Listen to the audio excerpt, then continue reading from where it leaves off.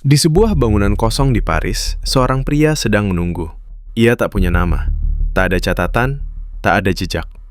Dunia mengenalnya sebagai The Killer, pembunuh bayaran yang selama ini dikenal tanpa celah, tanpa kesalahan, dan tak pernah gagal menuntaskan satu pun misinya. Ia tak punya perasaan, tak punya empati, hanya disiplin. 2 hari sudah ia di sana, diam, memandangi gedung di seberang jalan, menunggu target yang belum juga muncul. Namun bagi The Killer, waktu bukan masalah baginya. Menunggu adalah bagian dari perencanaan. Ia tahu, kesabaran adalah senjata paling tajam.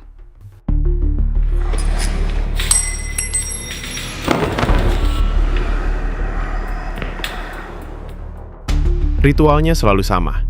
Musik mengalun di telinga, yoga, push up, gerakan sederhana, napas teratur, pikiran kosong. Disiplin bukan pilihan, melainkan kebutuhan.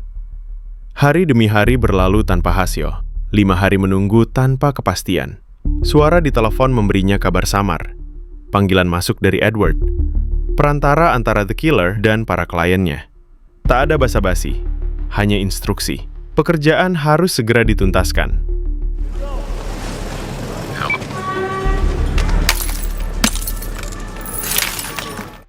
Dalam penyamarannya, The Killer tampil sebagai turis asal Jerman. Alasannya sederhana, orang Prancis jarang berinteraksi dengan turis Jerman. Semakin cepat dilupakan, semakin aman dirinya. Ia mencatat setiap pergerakan, siapa yang datang, siapa yang pergi. Semua dicatat, semua diperhitungkan. Menjelang sore, The Killer kembali ke tempat persembunyiannya. Jendela dijadikan observatorium. Ia selalu mengingatkan dirinya sendiri, tetap pada rencana. Dan yang terpenting, jangan percaya siapapun. Setiap jam berjalan lambat, malam pun tiba. Senapan disusun, komponen dicek satu persatu. Tak ada celah untuk kesalahan. Tiba-tiba pintu terbuka. Seorang pria masuk tanpa izin. Refleks The Killer siap menembak.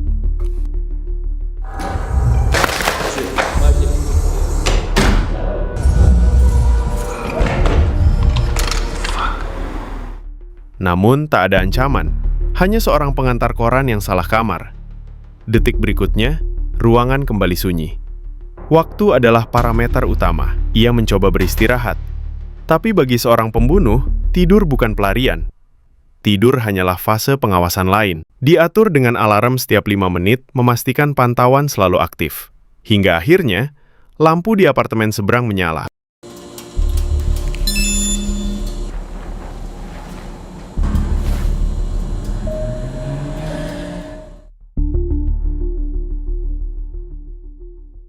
Seorang pria masuk bersama seorang wanita. Inilah targetnya, seorang pejabat korup. Kekeringan di tenggorokan tak mengalihkan perhatiannya. Earphone menempel, musik menyala, sarung tangan terpasang. The Killer mulai membidik. Target sudah di depan mata. Seorang pria kaya, banyak koneksi, banyak dosa. Satu napas, satu bidikan, pelatuk ditarik. Anticipate.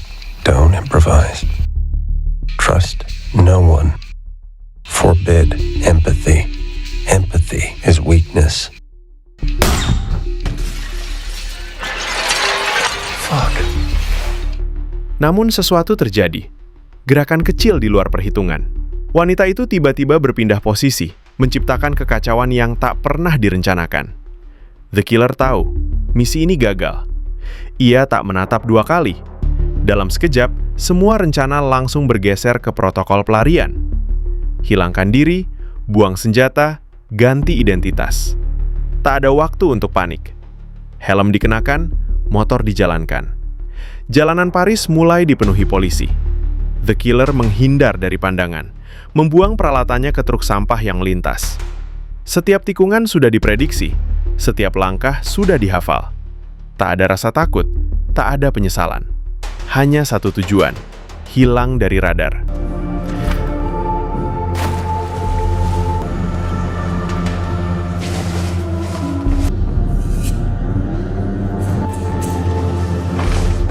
Akhirnya bandara menjadi tujuannya. Tapi bahkan di sana, tak ada rasa aman. Terlalu banyak petugas. Terlalu banyak kamera. Ia menunggu di antara keramaian. Wajahnya datar. Pikirannya tetap fokus. Donc tu as quite a bit of miles, Mr. Ongar. Impressive. Topi menutupi wajah, piket di tangan, nama palsu di paspor. Tak lama, The Killer menghubungi atasannya, Hodges. Suara di seberang terdengar dingin. Hodges tak percaya, seorang sefisien dirinya bisa gagal. Ini belum pernah terjadi sebelumnya. Namun satu hal pasti, setiap kesalahan harus dibayar.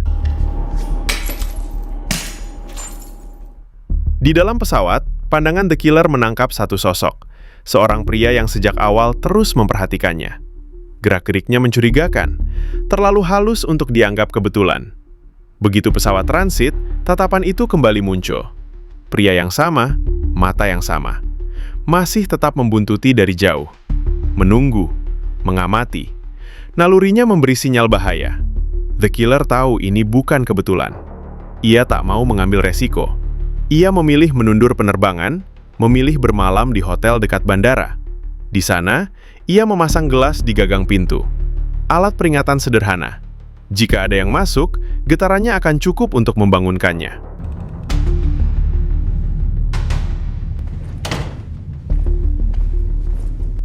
Keesokan paginya, The Killer melanjutkan penerbangan. Kali ini tanpa gangguan. Pria misterius itu menghilang. Langit tampak cerah ketika pesawat membawa The Killer ke Republik Dominika, tempat persembunyian lamanya. Di balik tropisnya negeri itu, ia menyimpan sesuatu yang lebih hangat. Rumah kecil jauh dari kota, tempat istrinya menunggu. Perjalanan panjang dimulai. The Killer menyetir melewati jalan-jalan panjang.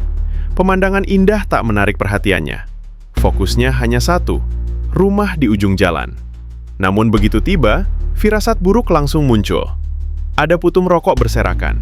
Ada jejak bekas sepatu di tanah. The Killer tahu apa artinya bahaya telah tiba lebih dulu. Tak ada waktu untuk berpikir.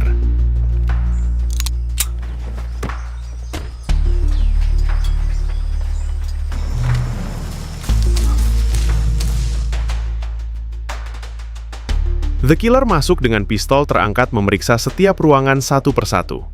Dapur, ruang tengah kamar, semuanya berantakan. Ada bercak darah, ada pecahan kaca, dan yang paling penting, Magdala, istrinya, tidak ada. Tak lama kemudian, ia menemukan jawabannya. Magdala berada di rumah sakit.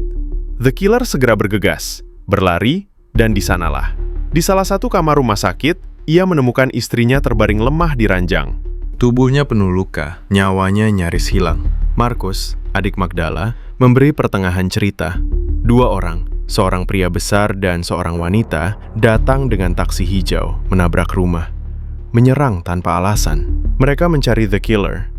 Tapi yang mereka temukan hanyalah istrinya. Nothing like this will ever be allowed to happen again. Ketika Magdala membuka mata, suaranya lemah tapi tegas. Ia tak pernah membuka mulut tentang siapa suaminya. Meski terus dipukul dan dipaksa berbicara, dari luka dan bisikan keluarganya, The Killer tahu. Dua orang datang mencarinya. Dua orang yang salah memilih target.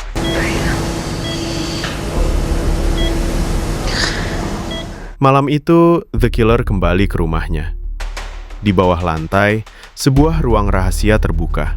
Sebuah perangkas tersembunyi berisi senjata, paspor palsu, dan uang tunai tersimpan rapi. Ia tahu apa yang harus dilakukan. Semuanya akan dibalas dengan darah. Keesokan paginya, perburuan dimulai. The Killer menyusuri jalan kota dengan mobil. Ia mulai melacak pelakunya. Dan satu-satunya petunjuk hanyalah taksi hijau. Saat malam tiba, The Killer mendatangi tempat penyewaan. Tapi begitu pintu dibuka, bukan penumpang yang naik, melainkan pemburu. Dari data catatan perjalanan, The Killer mendapatkan semua informasi, wajah, lokasi, dan satu nama, Leo, supir yang telah mengantar dua penyerang ke rumahnya. Namun sebelum bergerak, sebuah hadiah kecil dikirimkan kepada Hodges dan asistennya, Dolores, sebuah paket yang sudah dipersiapkan 2 hari sebelumnya. Bagian dari rencana yang lebih besar. Setelah itu, The Killer menunggu. Ia mengamati target pertamanya, Leo. Leo baru saja memulai hari, mengendarai taksi seperti biasa. The Killer mengikuti mobilnya, lalu menyamar sebagai penumpang. Ia masuk ke dalam taksi seperti pelanggan biasa. Tak ada yang mencurigakan di awal, hingga beberapa menit kemudian.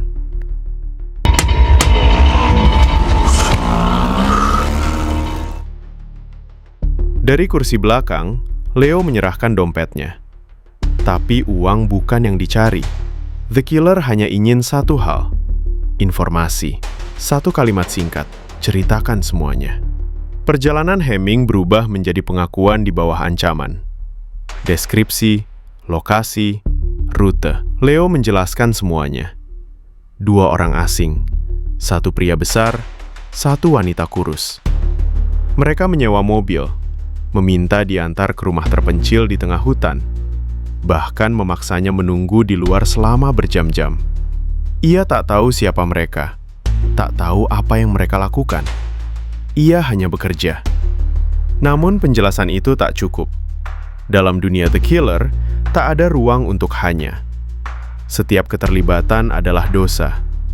Setiap saksi adalah ancaman. Tak ada drama, hanya prosedur. How about I get out and I leave the keys. I walk back. The Killer melangkah keluar dari mobil.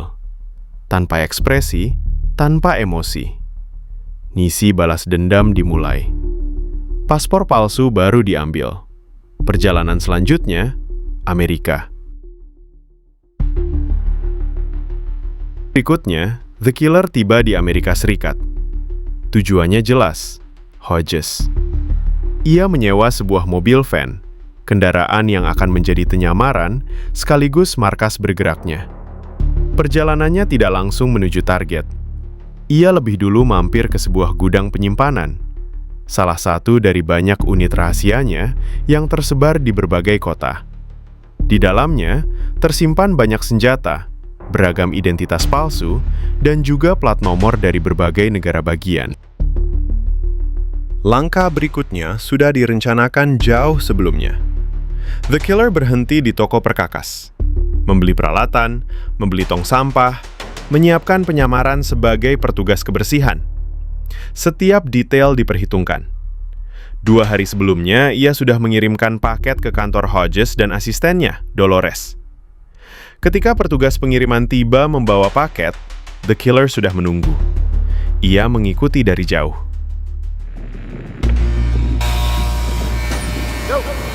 Thank you so much, man.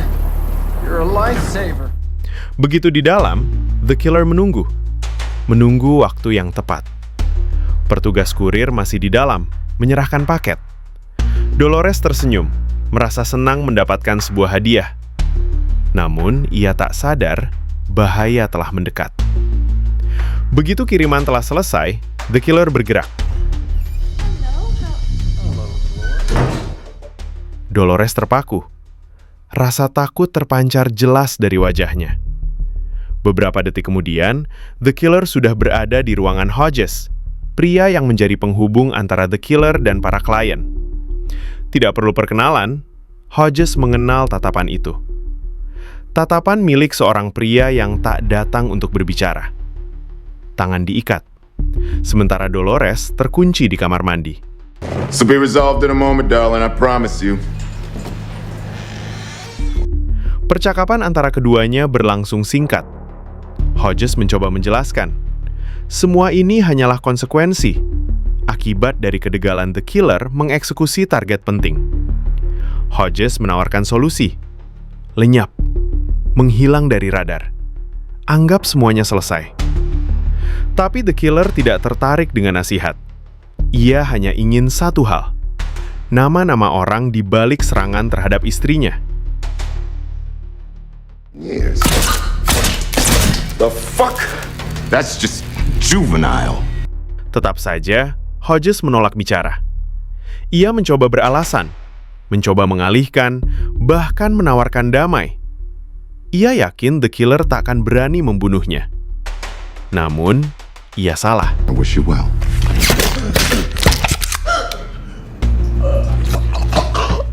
Dingin, tanpa emosi, tanpa drama. Paku menancap. Jalan alternatif ditawarkan. Sebuah ponsel dengan angka 911 di depan mata. Satu syarat, nama-nama. Namun, Hodges tetap diam. 6 menit yang dijanjikan berubah menjadi 6 detik menuju kematian. Sekarang giliran Dolores. Ketika dihadapkan pada kemungkinan kematian, Dolores menawarkan kesepakatan. Buatlah kematiannya terlihat wajar, agar anak-anaknya bisa menerima uang asuransi. Sebagai imbalannya, ia akan memberikan semua informasi yang The Killer butuhkan. Sementara Hodges, tong sampah. Semua dilakukan dengan tenang, bersih, tanpa jejak. Tak ada amarah, tak ada ekspresi. Seolah kematian hanyalah butimitas. Need any help getting rid of that body? Malamnya, perjalanan mereka berlanjut. Dolores dibawa pergi dengan van yang sama, hingga tiba di rumahnya. Saat The Killer ingin membuka garasi, Dolores mencoba melepaskan diri.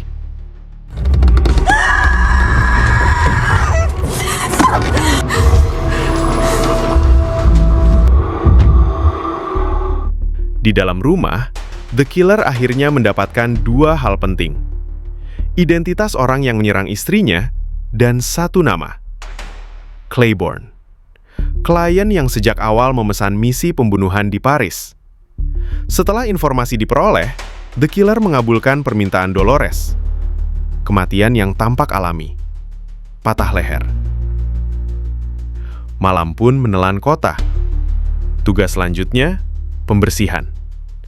The Killer kembali ke gudang penyimpanannya. Di dalam tong sampah, masih tersisa 1 hal. Hodges. Satu demi satu, The Killer menutup jejak masa lalunya. 6 bagian. 6 potongan. Sebagian dibuang ke laut. Sebagian dikubur di tanah terpencil. Tak ada yang tersisa. Tak ada yang bisa dilecap. Usai pembersihan, The Killer bermalam di motel kecil. Lalu membersihkan mobil, menghapus sisa-sisa semalam, dan makan seadanya. Tak ada rasa bersalah. Tak ada pikiran kedua. Perjalanan berikutnya, Florida. Di sanalah target berikutnya berada. Pria bertubuh besar yang dijuluki The Brute. Ia adalah salah seorang yang menyerang Magdala. Dari kejauhan, The Killer mengamati.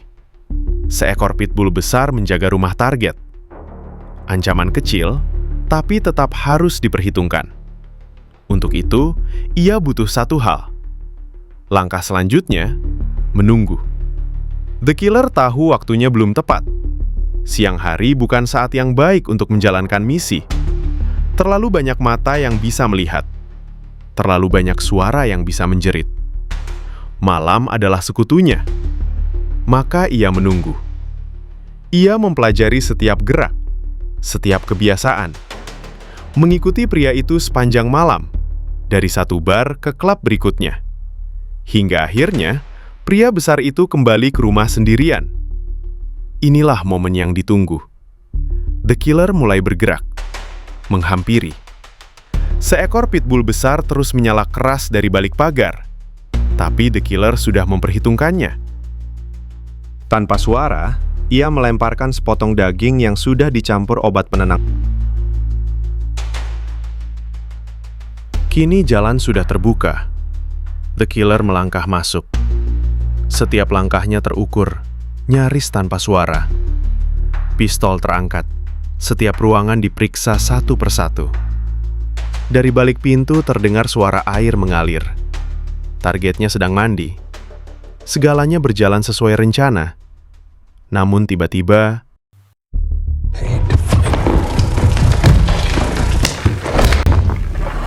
You picked the wrong house, motherfucker. Perkelahian pecah. Tak ada taktik kali ini, hanya kekerasan murni. Kursi, kaca, dinding, semuanya hancur berantakan. Pertarungan ini bukan lagi soal hidup atau mati. Ini adalah pertarungan dua sosok yang sama. Dua mesin pembunuh yang saling menguji ketahanan dan insting. Darah mengalir. Situasi mencekam. Namun pada akhirnya, hanya satu yang tetap berdiri. Gongongan pitbull terdengar. Hewan itu mengamuk mengejar. The Killer berlari secepat mungkin, menembus pintu. Langkah terakhir, memastikan tak ada jejak yang tersisa. Tujuan berikutnya, New York. Di kota inilah target berikutnya menunggu. The Expert, seorang pembunuh bayaran wanita elegan yang menutupi kebengisannya dengan senyum dan parfum mahal. Ia adalah salah satu dari dua orang yang menyerang Magdala. The Killer menunggu di luar rumahnya selama berjam-jam, memperhatikan setiap gerak. Menjelang malam, wanita ibu keluar, mengenakan mantel panjang, hendak menuju kota. The Killer mengikuti kendaraannya, menjaga jarak. Ia hampir menarik pelatuk ketika The Expert berhenti di lampu merah, tapi nalurinya menahannya. Kamera pengawas mengintai di setiap sudut jalan. Hingga akhirnya, wanita itu berhenti di sebuah restoran mewah. Kali ini, The Killer tidak bersembunyi. Ia memilih pendekatan langsung.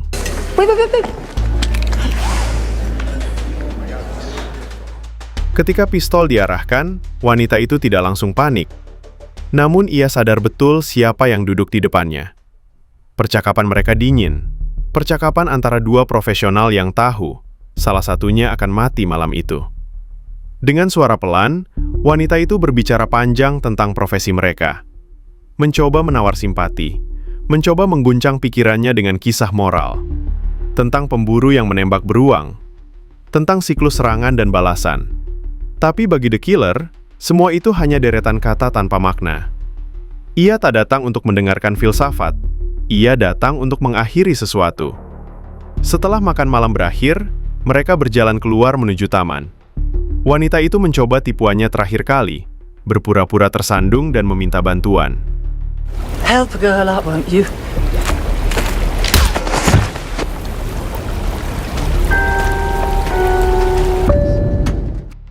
Langkah terakhir membawanya ke Chicago.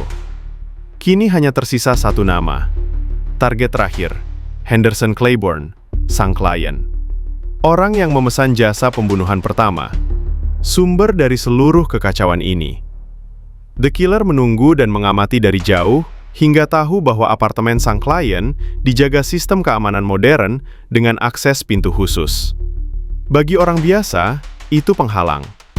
Bagi The Killer, hanya soal waktu. Ia memesan alat duplikator kunci secara online, menyamar sebagai anggota gym di gedung yang sama, dan membeli senjata dari pasar gelap. Semua langkah dijalankan dengan disiplin tinggi. Setiap detail dicatat, setiap kemungkinan dipertimbangkan. Ketika alat yang dipesan tiba, operasi dimulai. Pertama, menyamar sebagai anggota gym, mencopot kartu akses. Kedua, ketika target meninggalkan loker, mengambil kartu dari dompetnya, menyalimnya menggunakan alat yang dibeli, lalu mengembalikan semuanya tanpa meninggalkan tanda. Prosedurnya bersih. Akses dibuat, jadwal dipantau, celah diamati. Hingga malam tiba. Ketika gerbang parkir terbuka, The Killer menyusup. Kartu palsu berfungsi. Ia naik lift, langsung menuju penthouse. The Killer masuk dengan tenang. Sang klien, seorang pria kaya, kebingungan saat melihatnya. Miliarder itu tak mengenal The Killer. Panik saat senjata diarahkan ke wajahnya. The Killer menunjukkan bukti keterlibatan. Ia hanya ingin memastikan satu hal. Apakah Claiborne yang memerintahkan serangan terhadap Magdala? Namun penjelasan sang klien justru menimbulkan keraguan baru.